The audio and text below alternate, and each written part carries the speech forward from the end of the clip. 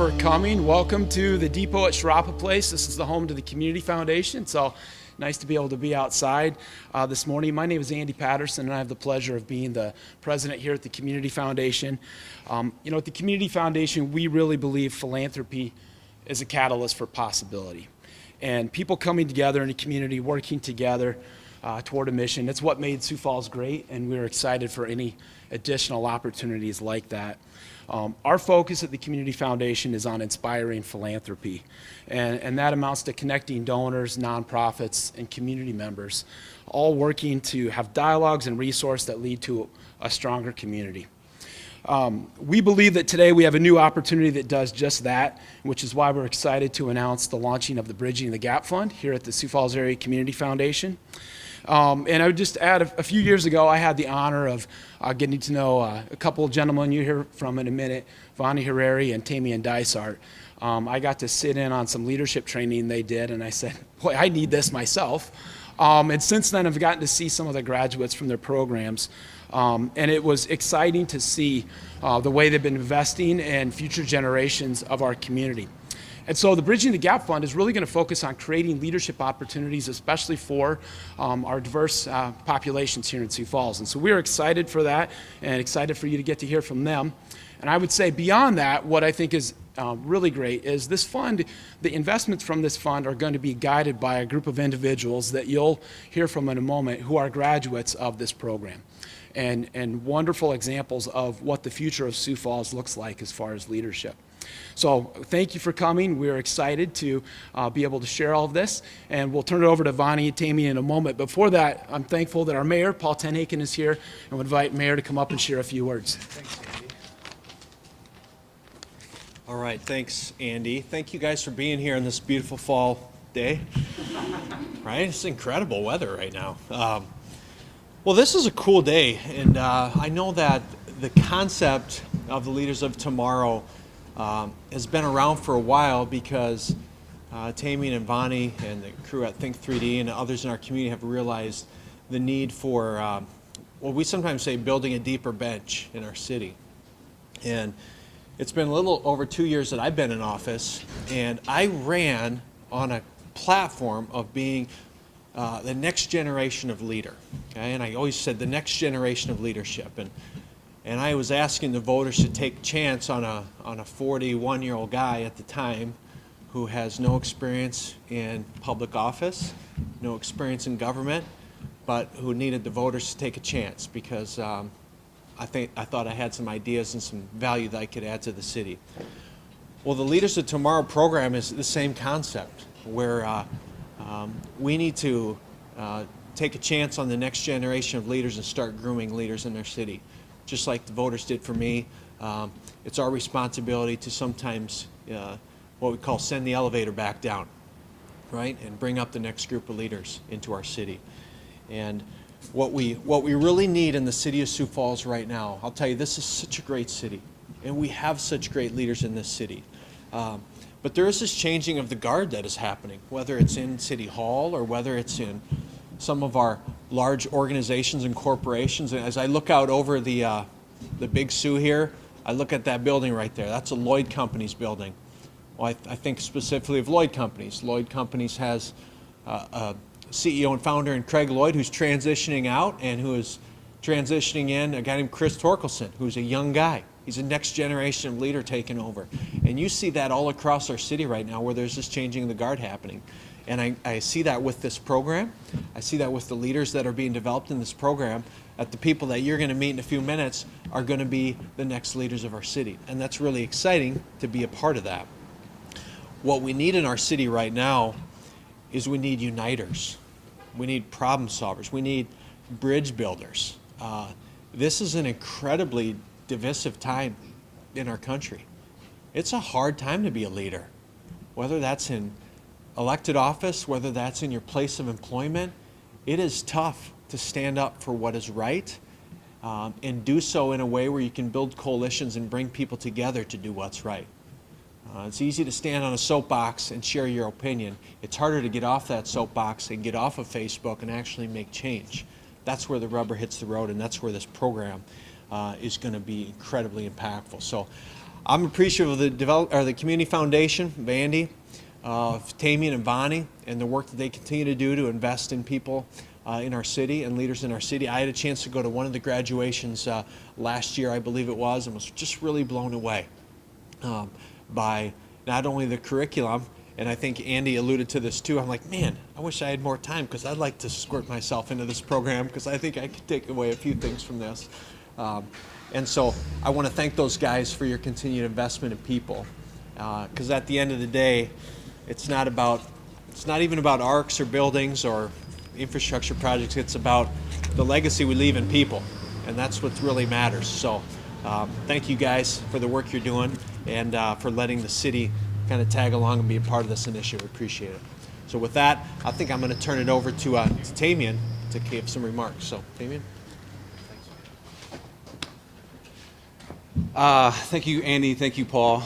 Again, very excited for this moment. I'm a lifelong resident of Sioux Falls, born and raised. I'm a product of the best high school in town, Roosevelt. Go Rough Riders. But extremely excited. My father and my family moved to Sioux Falls in 1946, and so we've been part of this community for going on 75 years. And very optimistic about this moment, this time. I think, we continue to make these lists of some of the best places to live, great community. There's a lot of just phenomenal things that are happening in our community. And in light of some of the recent events that we're seeing going on nationwide, and as the mayor had mentioned, there's a lot of divisiveness happening. But one thing for Vonnie and myself that we just have been extremely encouraged by is the coming together, folks asking, how can I help? How do we make the next version of our city possible to step into that potential? Because we have a lot of great things for us. We have a phenomenal foundation that we're building off of. But we also recognize there's a more potential on the table, and we have folks, I think, now more than ever willing to step forward and ask that question. How do we get into that next version? How do we step into that next level of potential as we continue to grow as our community? We continue to see things strive. And so we, with the Bridging the Gap Community Fund, we've been talking about how do we help make a difference? How do we step in and participate in the process? One thing that we say, there's lots of opinions out here in the world, but we believe the price of an opinion is participation. And so what we need less of is folks just talking about it and folks that are willing to step forward and say, here's what I'm willing to commit, here's what I'm willing to do. And so we had a long, hard look and asking ourselves, what can we do to help play a part in that and helping our community move forward? And so the Bridging the Gap Community Fund really is based on 4 pillars. And that's, again, working with multiple organizations, multiple folks doing great work to help advance our city, to help build that next version of who we're capable of becoming. So I'm going to give you a super high level of those 4 pillars. The first pillar is around advocacy, specifically within the workplace. There's some folks that have built a nonprofit called Pathways to Inclusion and Equitable Workplace.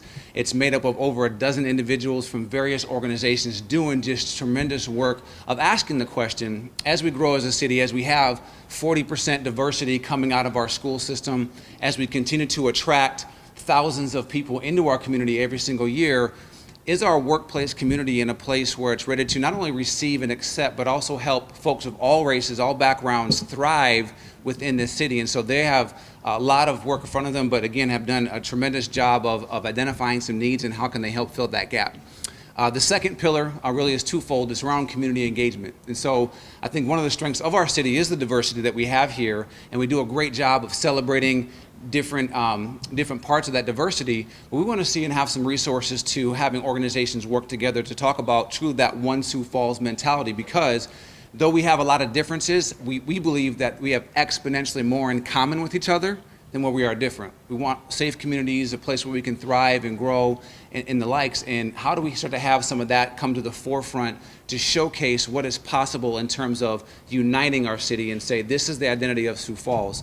And the second part of that is around community engagement is, though we are thriving and we have a lot of potential in our city, we also know there's pockets that are under-resourced or underserved. And so how can we work with other organizations to really partner and say, how can we help uplift, empower, and upward mobilize parts of our city who maybe historically haven't had the resources or access to things that they need? The third pillar is around storytelling. One of the things that we believe is happening today around the divisiveness that's happening on a national scale and across the country is, there's divisiveness around political statements, the racial inequality. There's lots of things happening, and it's easy for us as Sioux Falls residents to tie to those narratives if we don't have a very specific and clear narrative of what is Sioux Falls. And so we know we have a tremendous amount of talented young folks around the space of storytelling who are creative, who can help show documentaries and help show videos of what's happening in our city, but more importantly, showing where we're going, to show the efforts of all these folks coming together to say, how can we showcase the identity of who Sioux Falls is, what is our narrative, and so that way when the next thing happens or the next political season happens on a national scale, we have a very clear separation of what we're doing, what the identity of Sioux Falls is, and where we're going, and so we can kind of shield ourselves and be able to invest in this is the thing that makes Sioux Falls great. And the last pillar, as we mentioned before, which we believe is probably the most prominent and the most important one, is developing leaders. So that's leadership development, mentorship. Why that's important for us is because it's a multiplier, right? It's a multiplier in the space where, again, when you build a leader, they influence others. We define leadership the same way that John C. Maxwell does, and that is influence. And so we know that the more folks that get put into the community with the mindset of influencing others, helping to evolve the mindset, that's going to just make our community that much better. And so we set out a couple years to develop this Leaders of Tomorrow program.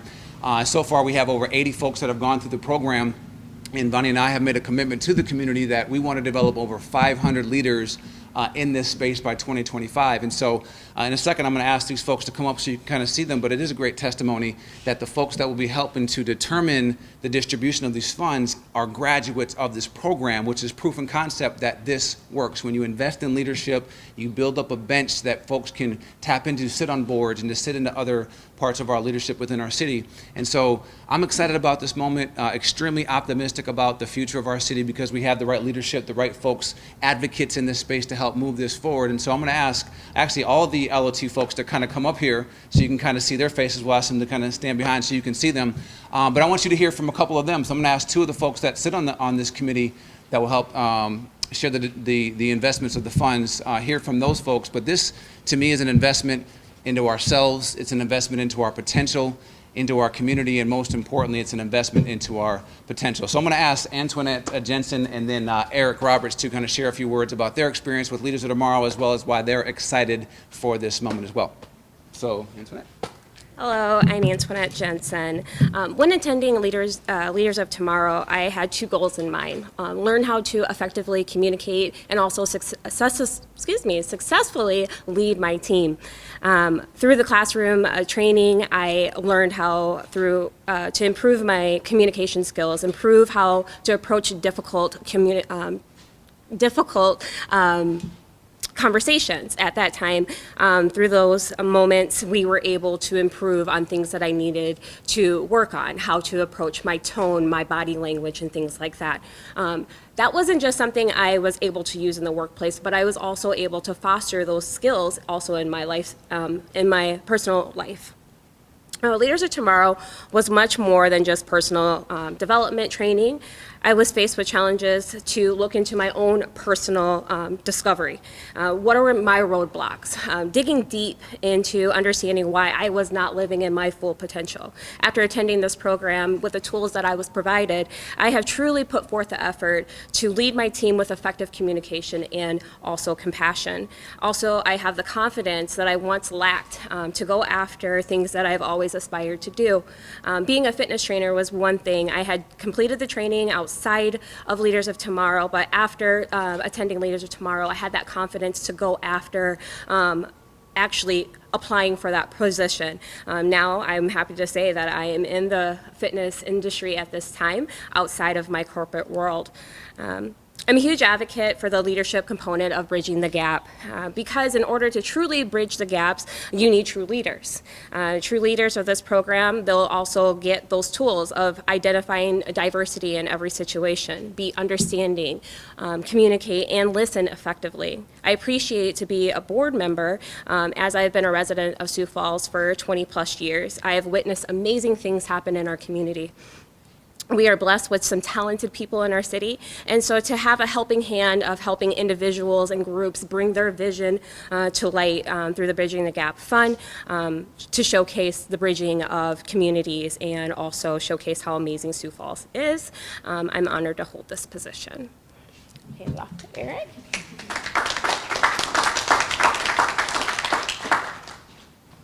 Good morning. Thank you guys for being here. The Leadership of Tomorrow program has taught me that leadership doesn't just start in the workplace, but it starts at home first.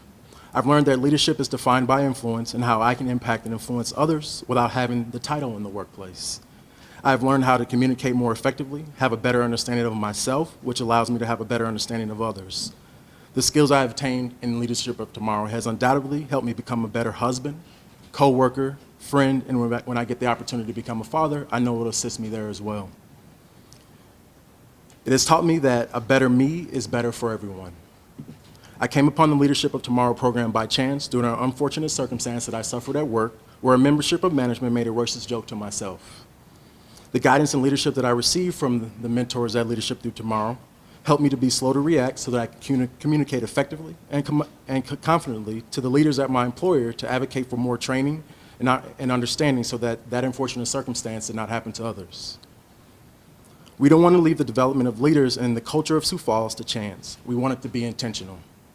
Dr. King said to guard ourselves from bitterness, we need the vision to see in this generation's ordeals the opportunity to transfigure both ourselves and the American society. The Bridging the Gap Community Fund will help create opportunities for Sioux Falls to have that vision through the allocation of funds to programs that meet the criteria of our 4 pillars of advocacy, community, storytelling, and leadership development. From my opportunities and my graduation through the Leadership Tomorrow, I have been able and fortunate enough to serve on 2 boards with the Sioux Falls Community Area Foundation, which does give me the confidence and creates the excitement, and it gives me the honor to be able to serve on this board that will now help oversee the distribution of these funds back into the community through the Bridging the Gap Community Fund. Seeing the positive impact it has had on myself and my fellow graduates of the program, I know the community of Sioux Falls will benefit greatly from the leaders that emerge from it. This will truly help unite all the citizens in this city so that we can truly be one Sioux Falls. Thank you.